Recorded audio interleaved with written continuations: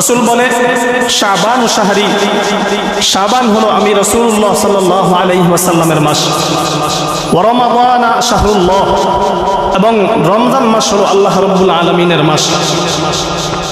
শাবানে রাসূল আকরাম সাল্লাল্লাহু আলাইহি ওয়াসাল্লাম কি আমল করতেন? আম্মা জান আয়েশা সিদ্দিকা রাদিয়াল্লাহু তাআলা আনহা ডাক দিয়া বলেন, শাবান মাস যখন শুরু হয়ে যেত রাসূল আকরাম সাল্লাল্লাহু আলাইহি ওয়াসাল্লাম বেশি বেশি বেশি বেশি রোজা রাখতেন।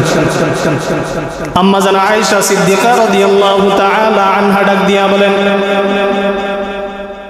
ও রাসূল আকরাম সাল্লাল্লাহু আলাইহি ওয়াসাল্লাম, কেন আপনি শাবান মাস শুরু হওয়ার পরে বেশি বেশি বেশি বেশি রোজা রাখেন?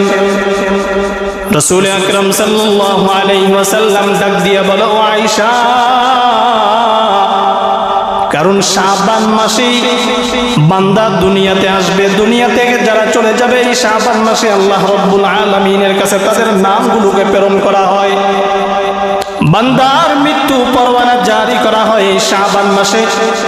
এ কারণেই আমি বেশি বেশি বেশি বেশি রোজা রাখি, যাতে আমার মরণটা, আমার মৃত্যু পরওয়ানাটা রমজান অবস্থায় হয়, আমার মৃত্যু পরওয়ানাটা যাতে বেশি বেশি ইবাদতের ভিতরে গণ্য হয়।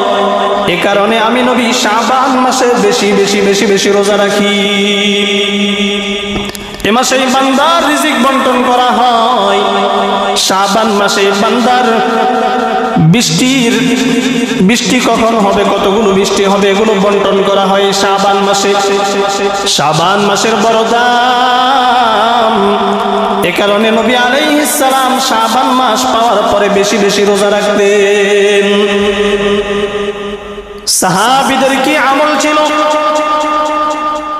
সাহাবীগণ শাবান মাস যখন শুরু হয় যেত কি আমল করতেন?